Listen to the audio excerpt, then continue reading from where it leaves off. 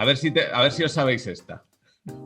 A ver si sabéis esta, ¿eh? Ya veréis. Mira, en 1935 la primera mujer que fue comentarista en la BBC de radio en ese caso, porque todavía la tele no estaba, comentarista deportiva, era Marjorie Pollard. Fue en 1935. La gente piensa que la primera fue en 2007, pero no, la primera fue en 1935. Y no demasiado, porque Marjorie Pollard había sido una gran jugadora de hockey, muy buena jugadora de cricket, había fundado la federación o la asociación femenina de los dos deportes, de hockey y de cricket, había dirigido la mejor revista de hockey del Reino Unido, que es como decir la mejor del mundo, durante mucho tiempo, y Marjorie Pollard era una revolucionaria en su momento, ¿no? Entonces, un poco antes de morir, decidió donar todas sus películas que tenía desde los años 30 al Museo del Hockey, porque ya sabéis, allí en Gran Bretaña te montan un museo en cuanto te descuidas, y hay uno en Surrey que es el Museo del Hockey, y es un sitio precioso que os recomiendo ir en cuanto podamos,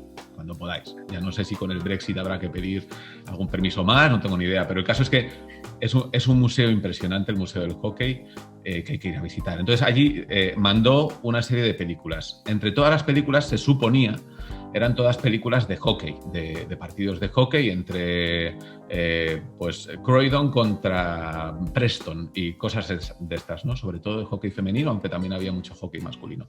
Pero había dos bobinas que tenían una pegatina que decía Coronación 1953. Y ahí pues se quedaron las películas hasta que se pudieron digitalizar. Muy recientemente se han digitalizado esas películas. Y en esas en las que ponen, bueno, las de los partidos de hockey, pues imaginaros, partidos de hockey desde los años 30, 40, 50, algo para quien les guste eso, pues maravilloso. Pero las de Coronación 1953, ¿queréis saber qué es lo que había ahí? Pues no os lo voy a contar. Voy primero a presentaros a Gorka, que está al otro lado, pero aquí mismo. Muy buenas, ¿cómo estamos? Hola, ¿qué tal? Encantado de estar aquí. ¿Todo bien? ¿Todo bien? Dentro de lo posible, ¿no? Que en estos tiempos lo de todo bien es relativo. Sí, ¿estás confinado perimetralmente o por el momento? No, tampoco sé qué supone eso, pero creo que no. Que no, en este momento tienes cierta libertad, ¿no? En las 200 zonas básicas de salud que están perimetradas, creo que a mí no me ha tocado. Pero vamos, te digo que no lo sé. Igual sí, y estoy incumpliendo la ley y me vienen a detener en cualquier momento. Bueno, pues nada, en este momento no decimos ni dónde estamos ni nada para que no haya problemas. Entonces, bueno, tú conocías a Marjorie Pollard, conocías esta historia de esta grandísima jugadora de hockey que además era muy buena periodista. Para nada la conocía. Me encanta cuando cuentas estas cosas, yo me derrito. Pues a donde yo quería llegar, porque a mí me encanta la historia de Marjorie, porque era una mujer pues muy avanzada dentro de su época y luego fue adaptándose al tiempo, ¿no? Y que era una extraordinaria operadora de cámara, porque ella era la que grababa las cosas, pero además lo hacía de una manera muy particular. Mira, en las pegatinas esa que ponía Coronación 1953, cuando por fin consiguieron digitalizarlo, se dieron cuenta de que lo que eran unas películas de cuando Isabel I, la reina Elizabeth, Beth para los amigos, pues se coronó. Que es año 53, que es poco después de que Hillary llegase al Everest, pues coronaron a Isabel II. Y en Bampton, que es un pueblo que está en Oxfordshire, es un pueblo muy bonito, que es donde se ha rodado, por ejemplo, Downton Abbey. Bampton, ¿no? Cuando salen de Downton Abbey van a un pueblecito y en el pueblecito suceden cosas, es ahí, ¿no? Es un pueblo muy bonito. Pues ella vivía allí e hizo unas grabaciones de cómo se vivió en Bampton la coronación de Elizabeth, de Isabel I. Total, que en el Museo de Hockey alucinaron con esta grabación, dijeron qué pasada, cómo puede ser que esta mujer en el año 53 rodase de esta manera con un equipo prácticamente amateur, aficionado, y hiciese esto. Entonces, bueno, al final digitalizaron, mandaron la cinta a Bampton y en Bampton hicieron una especie de superestreno en el salón de actos del pueblo y montaron las películas que mandó Marjorie, bueno, que Marjorie Pollard había grabado. Nadie conocía a Marjorie Pollard realmente en Bampton hasta ese día.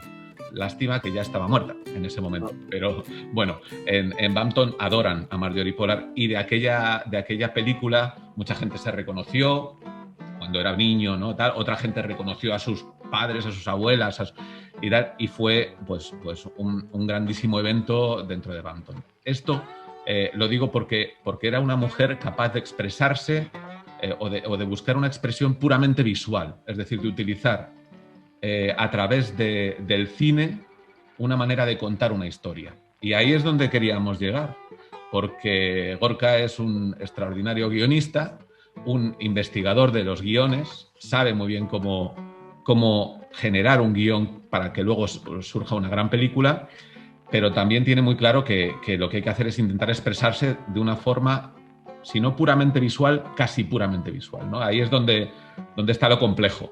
Escribir para que algo se vea, ¿no? Sí, absolutamente. La historia de Marjorie me parece que está muy bien elegida para introducir esta charla, porque creo que el ejemplo de Marjorie tiene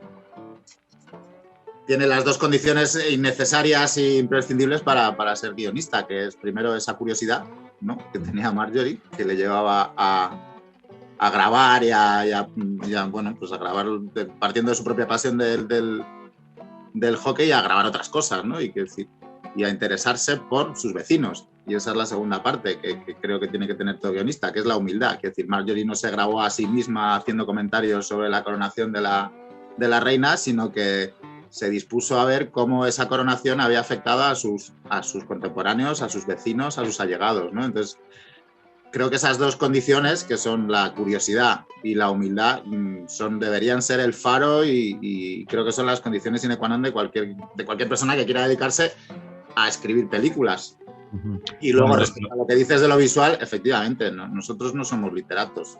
Estamos más cerca de ser cineastas que de ser literatos. Entonces, no escribimos con adjetivos, no escribimos bonito, no es nuestra pretensión escribir, pues yo que sé, como García Márquez o como Vargas Llosa, sino al revés. Lo que tenemos que buscar siempre la claridad, porque al final estamos intentando comunicarnos con un equipo que va a compartir un sueño, ¿no?, que va a compartir un proyecto. Entonces, es una escritura curiosa, sí. Es curioso a mí también, ¿no?, con lo que dices de la humildad. A mí me parece muy curioso también que cuando hablas de guionistas de cine nunca aparecen en los carteles, salvo que sean ya consagrados autores de teatro o consagrados directores, ¿no? Salvo que sea el director guionista, no aparece. Entonces, tú vas a ver una obra de teatro y siempre dices, pues Enrique VI, Enrique III, Ricardo IV, de Shakespeare, no sé quién, de Mamet, de Alfredo, de quien sea, ¿no? Paso, y siempre te ponen el autor de la obra cuando vas al teatro. Cuando vas al cine, sin embargo, el guionista se queda ahí chiquitito, ahí abajo, o la guionista está apenas se le ve, ¿no? Sin embargo, la película sí que puede ser de Stanley Kubrick o de Woody Allen, ¿no? Es decir, en el cine la dirección es la que se lleva la palma y, sin embargo, en el teatro casi siempre es más el autor o la autora, ¿no?, la que se lleva la palma. Ahí, sí, bueno, o sea, es por humildad, es porque soy muy humilde eso, porque... Bueno, somos la última en ese sentido, ¿no?, desde la literatura, que también son grandes los novelistas, los ensayistas, a nosotros nos ha tocado ser como la última mierdecilla, somos aquí los más anónimos, a pesar de que nuestro trabajo es muy importante, pero bueno, esto va con la profesión. Yo me estaba acordando de que la semana pasada se murió uno de los mejores guionistas vivos que nos quedaban y a mi entender el mejor pedagogo del guión, del cual os recomiendo todos sus libros, que es el señor Jean-Claude Carrière. Y en todas las obituarios y en todos los tal siempre venía la coletilla del guionista de Buñuel, cuando era un señor que ha trabajado con 200 cineastas, que ha trabajado con Peter Brook y con otros 200 dramaturgos y tal. Y no solo eso, en El País, incluso su obituario, para demostrar que realmente era un señor muy importante, le sacaron en una foto con 7 directores, esa famosa foto que hay de Buñuel en Hollywood, que también sale Jean-Claude Carrière, pero de alguna manera consideraron que la mejor manera de ilustrar la importancia del señor Jean-Claude Carrière era sacarle con 8 monstruos, con 8 directores de cine, ¿no? Uh-huh. Porque así decías, madre mía, pues sí, este señor sí que debía ser bueno, sí que debía ser importante, fíjate con quién está en la foto, ¿sabes? Sí. Y eso un poco ilustra lo que tú dices. ¿Las causas de esto? Pues no lo sé. Yo primero pienso que es que al final, como el guión no es una obra terminada, sino una especie de manual de instrucciones, pues claro, la gente luego lo tira y la gente que luego efectivamente monta el mueble, ¿no? Pues coge el manual de IKEA y monta el mueble, pues de alguna manera se cree que lo han hecho ellos, ¿no? Pues dicen, coño, claro, es que la instrucción está muy bien, pero que he cogido aquí la sierra y tal y he pegado martillazos a los clavos soy yo, con lo cual esta es mi obra, ¿no? Ya. Realmente hay, y la comparación es un poco barata, pero quiero decir, sin el manual de instrucciones hay muchos muebles de IKEA que tú no podrías montar, majo. O sea que no te cuelgues medallas que no te corresponden. Y luego la otra cosa que pasa, y es una comparación grosera porque en IKEA los muebles los hacen los diseñadores y el manual de instrucciones los hacen otras personas, me imagino. Aquí estamos hablando de que tanto el que hace el manual de instrucciones como el que diseña la película es la misma persona, ¿no? Ya. Y luego lo que suele pasar también es que, bueno, pues que hacer una película es un proceso caro, muy caro, y que levantar el dinero que supone hacer una película o una serie, pues suele llevar mucho tiempo. ¿Y qué ocurre? Que eso aleja al guionista del proceso de finalizar o de culminar la obra. Entonces, de repente hay muchas veces que entre que tú has escrito el guión y empiezan a hacer la película o la serie, igual han pasado 3 o 4 años, con lo cual nadie se acuerda de ti, estás muy lejos y realmente es más difícil tenerte en cuenta, ¿no? Ya por una ¿Y eso cómo lo gestionas? ¿Cómo lo gestionáis? Porque hay una parte de trabajo personal, ¿no? Y otro, me imagino, de trabajo de encargo, porque a veces también os encargan un guión, ¿no? Para algo en concreto. Y vosotros lo entregáis y ya está. O siguen contando con vosotros, aunque hayan pasado esos 3 años o 4. Pues básicamente me gustaría decir lo contrario, pero no. Una vez que tú has terminado tu trabajo o que no te necesitan, yo me he encontrado con muy pocos productores que tengan la sensibilidad de llamarte y de tenerte informado, ¿no? De lo que está pasando con tu criatura, ¿no? Realmente, a veces incluso te enteras por la prensa de que esto se va a hacer y no se han molestado en llamarte de decirte, oye, efectivamente hemos conseguido levantar la pasta, lo vamos a hacer, hemos elegido tal director, lo vamos a hacer con tal cual, o el director quiere hablar contigo. No. Suele ser alguno habrá, pero no he tenido la suerte yo de trabajar. Bueno, sí, alguno conozco que tenga ese cuidado, ¿no? Que tenga esa sensibilidad de decir, oye, este tío que ha estado aquí 2 años currando en este guión, ahora es verdad que han pasado 3 o 4 años, vamos a tenerlo informado y vamos a avisarle y vamos a tenerlo en cuenta, que al final es... Pero no, en ese sentido hay bastante... Eso es un poco distinto a como uno, o yo por lo menos, cuando leía las historias, los libros del Hollywood de los años 40, 50 y 60, en la que la estructura estaba montada para que los guionistas estuvieran trabajando codo con codo, en principio, con los que luego iban, o quienes luego iban a dirigir las películas, ¿no? Y entonces te encontrabas con guionistas extraordinarias y extraordinarios que estaban trabajando con el director que luego iba a sacar adelante aquello, ¿no? Y pues es la historia de Billy Wilder, por ejemplo, o de gente de ese estilo. Y veo que aquí, por lo menos en tal y como está ahora montada esta estructura, pues no es como funciona, ¿no? Tenía yo la idea de que sí. No. Bueno, yo no quiero quejarme mucho porque eso es otra cosa que nos caracteriza a los guionistas, que estamos todo el rato quejándonos y yo. Sí, bueno, pero eso le caracteriza a cualquier persona humana, no es solo los guionistas, eso... Me alegro que digas eso, pero nosotros... Sí, da igual el gremio, Parecemos plañideras. Mira qué me ha pasado y tal, me pagan poco y no me llaman y tal, pero bueno, intentaré no volver a hacerlo, pero esto ocurre. Y sí, respecto a lo que dices... Yo, si alguien nos está escuchando, me gustaría sobre todo transmitir la idea de que, y enlazando con lo que decíamos antes de la invisibilidad de los guionistas y de la supervisibilidad de los directores, que hacer una serie o hacer una película es un trabajo de equipo. Y lo repetiría 1000 veces, de equipo. O sea, hay un montón de gente con muchas parcelas creativas, con mucho margen de decisión en esas parcelas creativas, como para que luego se diga esto es una película de Stanley Kubrick o esto es una película de... Quiero decir, eso es una cosa grosera que se inventaron en su día los periodistas y que sirve para vender y que sirve para informar desde una óptica muy simplista, pero es un trabajo de equipo en el que mucha gente decide cosas, no solo el director. Entonces, y efectivamente, luego hay directores muy endiosados que van por ahí diciendo es mi película y la he hecho yo y yo tomo otras decisiones, y hay otros que reconocen que sin tal director de foto, que sin tal guionista, que sin tal actor, que sin tal actriz, pues no habrían sido capaces de hacer la película, y además eso, que su visión ha cambiado y han sabido aunar el trabajo creativo de todo el equipo para que todo subiera, ¿no? No solo hacer lo que ellos querían desde el principio, sino saber escuchar y saber transigir cuando las ideas aportan o suman. Claro, ahí también me estoy acordando ahora, yo creo que es Néstor Almendros, en el libro Días de una cámara o Diario de una cámara, ahora no recuerdo, Días de una cámara me parece que es. Habla precisamente de que él, antes de ponerse a pensar en cómo iba a hacer la dirección de fotografía de la película, se leía muy bien el guión y trataba de entender muy bien hasta dónde quería llegar el autor del guión, para luego ponerse a trabajar en lo suyo y al final darle su toque y su personalidad, ¿no? Hablo de Néstor Almendros, que es, pues, yo qué sé, pues no lo sé, igual es el más importante de los directores de fotografía que hemos tenido en España, ¿no? Y entonces sí que es importante que, igual que el guionista o la guionista piensa en un trabajo de equipo en donde muchísima gente técnica y creativa está trabajando, también lo hagan los demás, ¿no? Piensen en el trabajo previo del guión, ¿no? Hay una pregunta que te quería hacer. ¿Tú has pensado, hay un tipo de guiones que son los de hacer un remake, ¿no? Un remake significa coger algo que ya hizo otro o otra y tratar de actualizarlo. No mejorarlo, pero por lo menos actualizarlo. ¿Has pensado alguna vez en hacer algún remake de algo que digas, ¿cómo me gustaría coger esto y hacer de esto un remake? Me encanta la palabra, ¿eh? Pues Carlos, tío, la verdad es que no. ¿No lo has pensado nunca? No, porque creo que si es algo que me gusta mucho, ya le veo poca opción de meterle mano, ¿no? Y claro, luego... pero por ejemplo, tú ponte las uvas de la ira, ¿no? Entonces dices, es que ¿cómo estaría de bien hacer esto mismo, pero pasarlo al Afganistán del año 2022? Carlos, ¿qué tipo de persona tienes que ser para coger una novela de John Steinbeck y una película de John Ford y pensar que tú tienes algo que hacer ahí? O sea, tienes que ser una especie de subidito. Un ególatra, un ególatra. Exacto, un ególatra. No, yo al revés. Yo veo la peli de Ford y hago reverencias y digo, joder, qué bien está esto, mi cabrón. Hombre, igual a Henry Fonda le cambiaba. Sí, ahí no, un poco.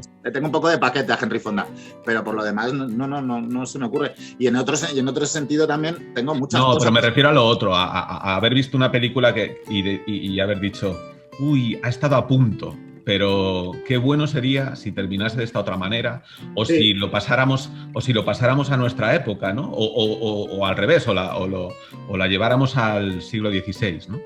Bueno, eso, a ver, en mayor medida eso me pasa todo el rato. Es decir, yo cuando veo una peli o una serie, llega un momento que digo, esto habría que haberlo hecho de otra manera, pero con las buenas no me gusta, no me pasa. Quiero decir, a mí me pasa que yo tengo todavía, creo que es lo que me salva de ser un cínico, porque en mi profesión también hay muchos cínicos y mucha gente muy descreída y muy insoportable, que yo todavía soy muy espectador. Quiero decir, si a mí una película me empieza gustando, llega un momento que me olvido de que soy guionista y hago como cualquier espectador, suspendo mi incredulidad, suspendo todas las pegas y me entrego en cuerpo y alma. Y entonces llega un momento que no estoy valorando estas cosas y dices, uy, qué pena, la podrían haber acabado mejor, sino estoy siendo un mero espectador. Todavía soy capaz de convertirme en espectador.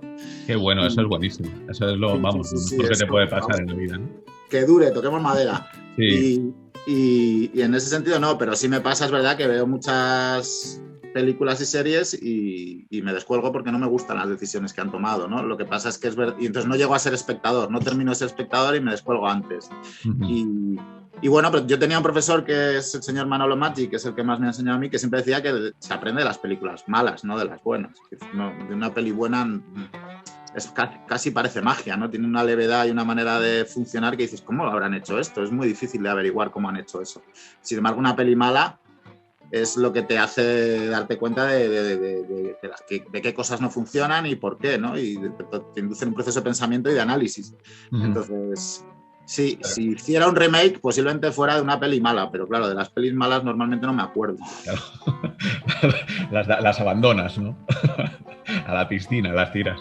Oye, bueno, pues ya hemos visto lo del remake y entiendo lo que quieres decir. Yo creo que era en un libro en el famoso libro de Renoir sobre Hitchcock, ¿no? El que él llamaba el Hitchbook, ¿no? De Truffaut, no de Renoir. De Truffaut.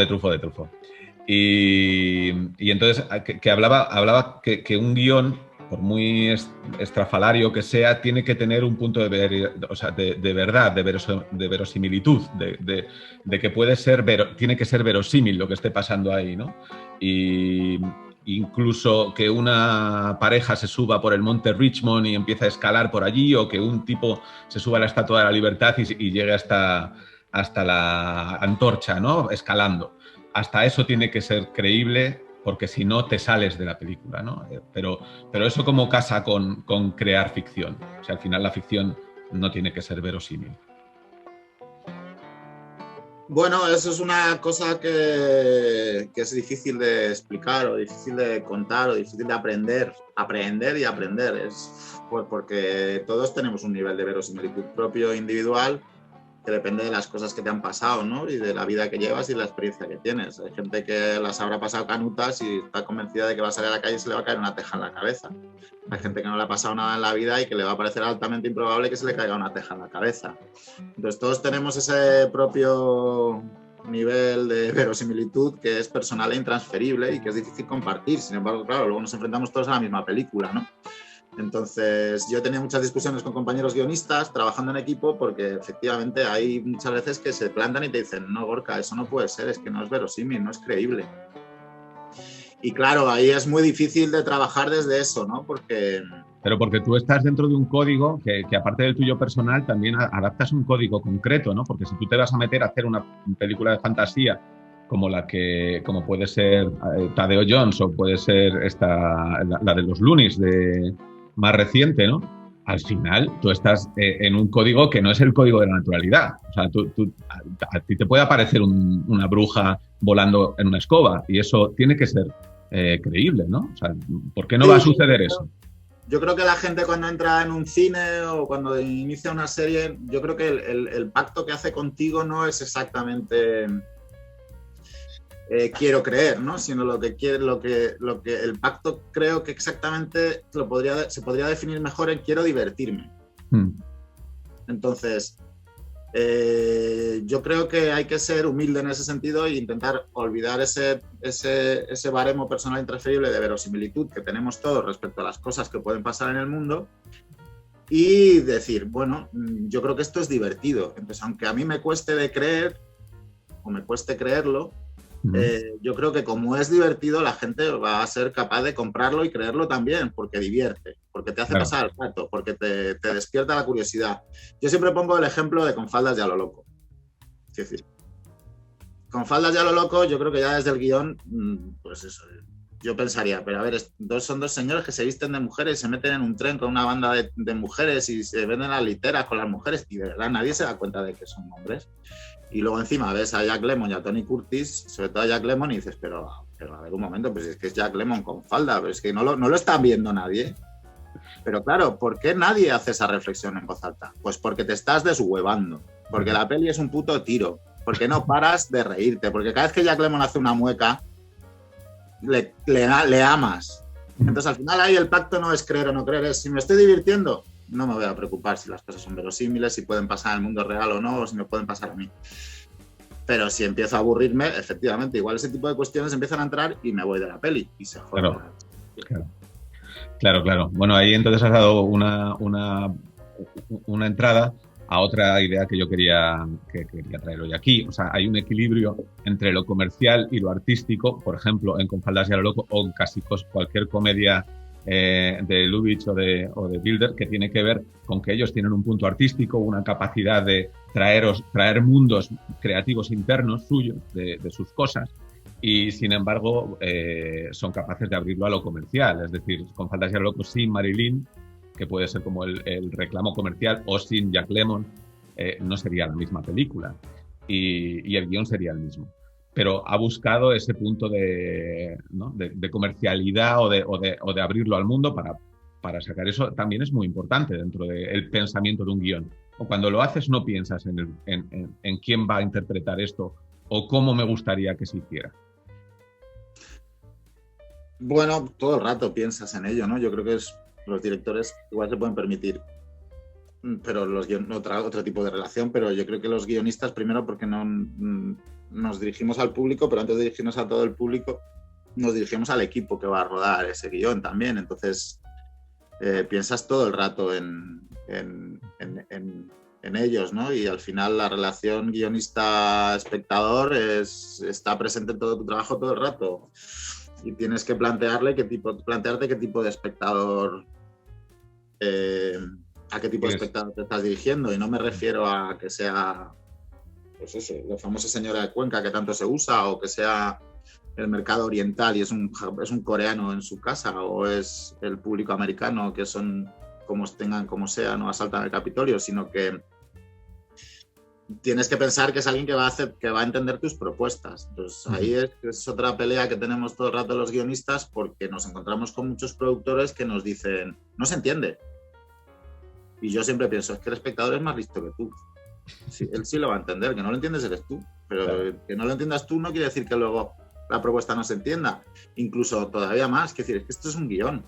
Es que no lo entiendes en el guión, pero es que se supone que esto luego lo va a coger un actor que es la hostia de bueno, un director que es la hostia de bueno, y lo que tú no entiendes ahora, cuando lo veas en pantalla lo entenderás, melón. Ya. Pero claro, si yo te lo pongo en el guión... También yo creo que una parte del trabajo del productor es echar para atrás cosas, ¿no? Es un poco una parte de su misión, ¿no? Bueno, echar para atrás me refiero, poner en duda, ¿no? Sí, totalmente. Totalmente, y retar, ¿no? Pero es verdad que hay veces que escribimos, quiere decir que al final escribes sin adjetivos y escribes muy seco, muy...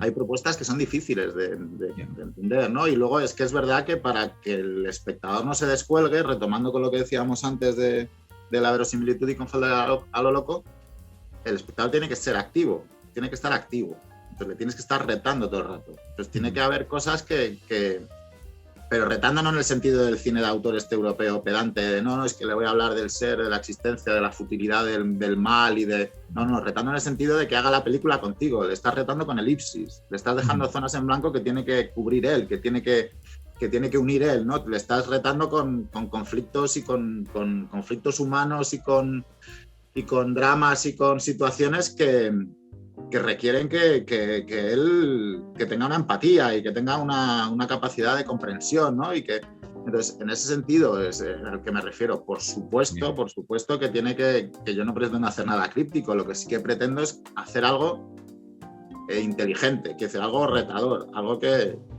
No. ¿En qué, bueno, ahora te pregunto en qué estás, pero ¿en mi casa. ¿En qué trabajos tuyos te has sentido más cómodo habiendo hecho algo que crees que estabas cuidando la inteligencia de quien lo iba a ver?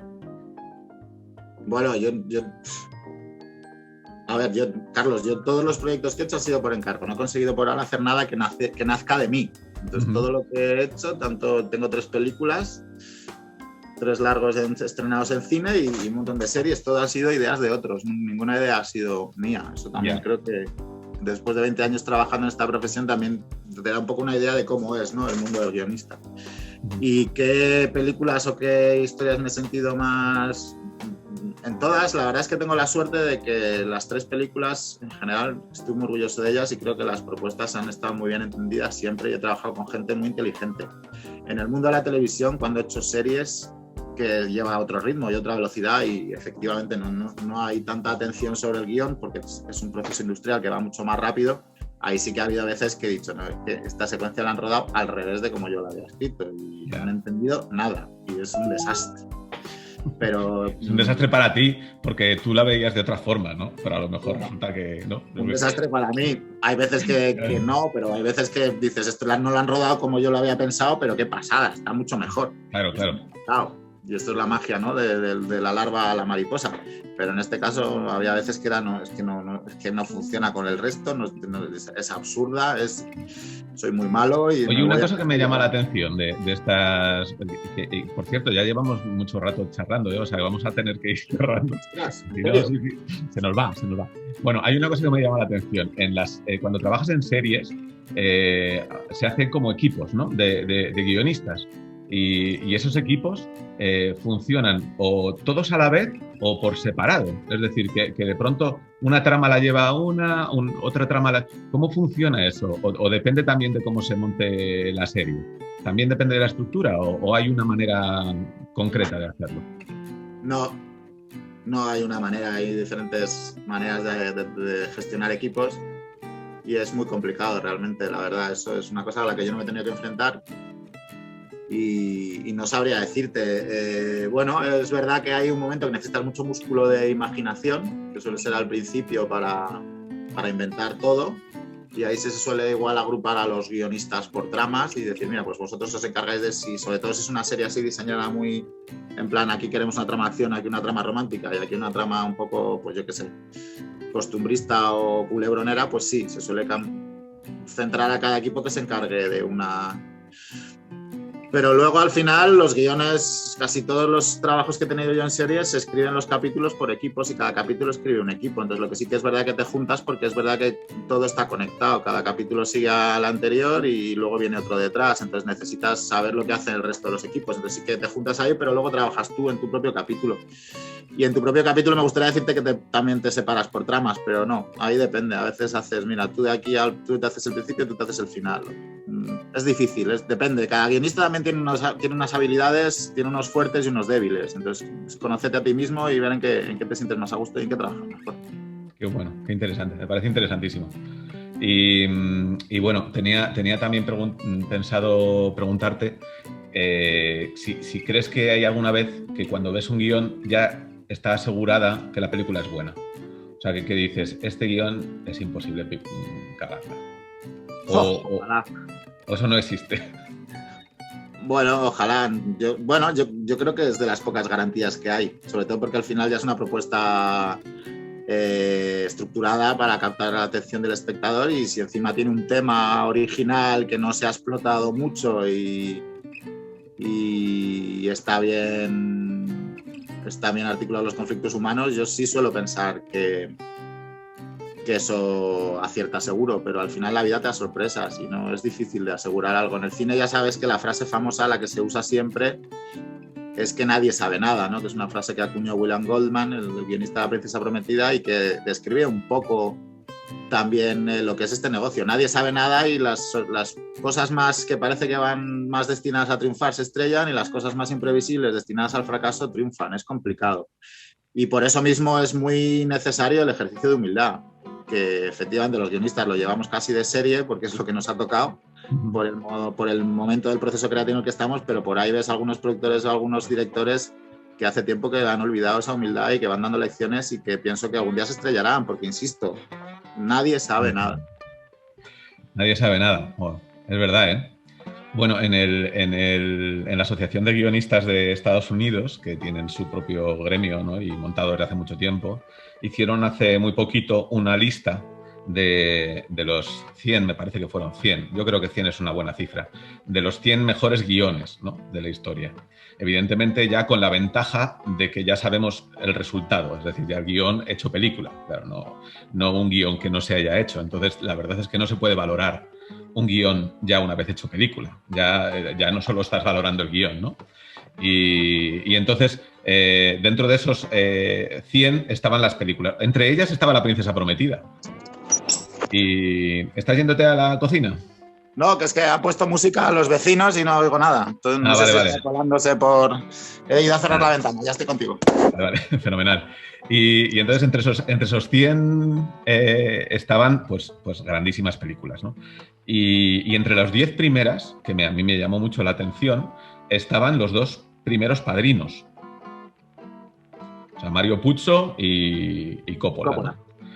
Y me llamó mucho la atención que estuvieran ahí los dos, porque es verdad que son las 2 muy buenas películas, pero cuando te llega un guión, claro, ellos ya, evidentemente, el guión lo escribieron a partir de una historia, a partir de un tal, y sin importarles que la película fuese a durar 6, 7, 8, 12 horas, les daba igual, ¿no? Entonces, es verdad que lo escriben sin cortapisas. Eso también es muy importante. O sea, saber que tu guión se va a hacer y saber que va a costar lo que cueste y lo vamos a hacer, ¿no? Así no se trabaja, ¿no? Generalmente un guión lo haces pensando en que sea lo más barato posible. No lo sé, o no te pones cortapisas cuando escribes. Bueno, depende del encargo, ¿no? Yo creo que todos los guionistas tenemos proyectos personales que hemos hecho en la más absoluta libertad y que nacen de nuestras propias ideas y a los que tenemos mucho cariño, y luego hemos trabajado por encargo y entonces ya trabajas con una serie de directrices, ¿no? Es verdad que en el cine te suelen condicionar menos, ¿no? Se suele decir, hay una frase famosa que dice que cuando trabajas en cine el equipo trabaja para ti, cuando trabajas en serie tú trabajas para el equipo, ¿no? O al revés, la producción trabaja para ti en cine y en televisión tú trabajas para la producción. Entonces yo he sentido esas estrecheces, sobre todo trabajando en televisión. En televisión tienes que estar constantemente abaratando tus secuencias o tus guiones, pues porque no pueden rodarlos en tal sitio, porque no pueden tener a tantos actores, porque no hay figuración, pues entonces de repente una secuencia que te había quedado estupenda, aniquilada y que en tu cabeza más ya te la habías imaginado, pues de repente la tienes que cambiar y sobre todo te cuesta eso, ¿no? Cuando ya te la has imaginado, ya te has encariñado con ella, de repente la tienes que cambiar y eso se hace cuesta arriba y siempre te va a parecer que queda peor. Uh-huh. Claro. Bueno, al final también pasa con... Si quieres hacerlo, tendrás que cambiarla, entonces al final no pasa nada, pero es verdad que te cuesta, sí. Sí, hay que trabajar también con una cinta métrica y tomar las medidas y hacer sí, también siempre se ha dicho, ¿no? Que los trabajos sin pies forzosos, pues al final... Pues es mejor trabajar con algún tipo de pie forzado y con algún tipo de limitación porque eso estimula más la imaginación. Uh-huh. Y en ese sentido yo también te diría, todas estas películas de directores, autores, que un director que pasa mucho últimamente, que un productor ha dicho, tío, tú haz lo que quieras porque eres un genio, haz lo que quieras, escribe lo que quieras, tal. Pues bueno, no es el caso del Padrino, que es una maravilla, pero vamos, hay una cantidad de truñacos por ahí, de directores, guionistas que les han dicho haz lo que quieras, que te lo vamos a rodar, uh-huh. Que creo que es el peor punto de partida para hacer una película, que te digan eso, pero bueno, ahí sigue pasando. Uh-huh. Bueno, vamos terminando. Gorka, ¿qué estás haciendo ahora? ¿Qué tienes? ¿Qué tienes ahí? Hablando contigo. Estoy hablando contigo, Carlos. Sí, además bien, ¿no? Cómodo y bien. Ahora tengo bastante trabajo, que está bien, porque lo de la pandemia ha sido complicado y bueno, estoy ahora ocupado. Sigo muy encasillado, sigo con muchas cosas del mundo infantil, porque como hice Tadeo Jones y luego la película de los Loonies, pues las sensaciones que me llaman sobre todo para cosas de dibujos animados o enfocado a un público infantil, y ahí tengo un par de series en las que estoy trabajando, una que ya está en marcha y otro que espero que también se ponga en marcha próximamente. Y luego pues tengo también una serie que es para adultos en la que estoy muy entusiasmado y que espero que también se haga, pero insisto, todo eso, nosotros estamos en el germen, ¿no? Yeah. Y al final hay cosas que no salen, entonces ya también he aprendido con la edad a no poner mucha ilusión porque luego te pegas un batacazo. Entonces, eso también es muy difícil, ¿no? Buscar el equilibrio entre la intensidad y la ilusión, ¿no? Claro, o sea, la ilusión te genera muchas veces, claro, y la ilusión te hace estar fuerte y estar energético, pero a la vez, si tienes demasiada, igual te desborda y acabas pinchando, ¿no? Llorando por las esquinas. Bueno, pues nada, estaremos ahí atentos a tus trabajos y si alguno de estos sale dentro de un par de años o 3, pues lo diremos. Bueno, también tenemos tú y yo algo entre manos que espero que también salga y que tiene muy buena pinta. Eso es un trayazo. O sea, en el futuro se hablará de esto, claro. Exacto. Claro que sí. Habrá otras 2 personas humanas en un Zoom dentro de 100 años hablando de esto que estamos haciendo. Exactamente, que cuando se juntaban y pensaban, imaginaban cosas y tal, no se ponían freno. Y entonces, claro, al final, la verosimilitud, cosa muy importante también en nuestros proyectos, son fundamentales, ¿no? Eso que tenemos entre manos, es que yo estoy aprendiendo a escribir guiones de cine gracias a Gorka, que me está enseñando, me dirige y a medias estamos haciendo una película. Eso también está bien, ¿no? Yo estoy aprendiendo mucho de Carlos también, en muchos sentidos. Pues bueno, pues eso también lo contaremos en Iconoscopio y yo qué sé, eso también puede ser una cosa bien bonita, irlo contando poco a poco como el proceso, ¿no? Pero bueno, por ahora no decimos nada. Y ya nos despedimos, ¿vale, Gorka? Que si pues no se nos va la mañana. Y lo mismo, y me ha encantado hablar de guiones. Te quería haber pedido pero tú lo has ido diciendo sobre la marcha, has dado algunas sugerencias de lectura. Si tienes algún libro, yo he mencionado antes el de Truffaut, que me pareció en su momento, cuando lo leí, me pareció un libro extraordinario de cine, no de Hitchcock, sino hablar de cine en general, ¿no? Y también el de Néstor Almendros, que también es otro libro muy bueno. Yo recomendaría, ya que hemos hablado de Jean-Claude Carrière y que se acaba de morir, La práctica del guión cinematográfico, que es un manual maravilloso que escribió Jean-Claude Carrière con otro pedagogo que se llama Pascal Bonicher, y está en Paidós y es una maravilla. Y luego también hemos hablado mucho de algo que también trata Sidney Lumet, que tiene el director y guionista Sidney Lumet, que tiene un libro muy bonito que se llama Cómo se hacen las películas, que también yo lo recomendaría porque habla de todo esto, de cómo nacen las pelis, el labor del guionista, la labor del director, la labor del productor, y está muy bien contado en ese libro lo que supone levantar una película. Fenomenal. Pues nada, nos quedamos con esas sugerencias y nos despedimos. También, oye, recordando a que también sucede que gente como, por ejemplo, Marjorie, de la que hablábamos al principio, Marjorie Pollard, simplemente con una cámara era capaz de hacer una gran película. Sí. O sea, que al final todos tenemos, cada uno nuestro tal, pero luego hay gente realmente brillante que se coge una 8 milímetros o una 16 milímetros, se va por ahí y te trae una película que te quedas pegado. Pues eso puede pasar también. Sí, señor, ¿no? Efectivamente. Sí, el cine es magia y el poder evocador de las imágenes es una cosa que está ahí siempre. Así es. Bueno, oye, que ya nos vamos, Gorka. Un abrazo muy fuerte y nos vemos prontito. Y a todos los demás y las demás que estáis ahí en Iconoscopio, muchas gracias y nos vemos la próxima semana. ¿Con quién? Pues no lo sé, porque no sé el orden muy bien que vamos a hacer, pero seguro que con una persona que merezca mucho la pena. Hasta luego.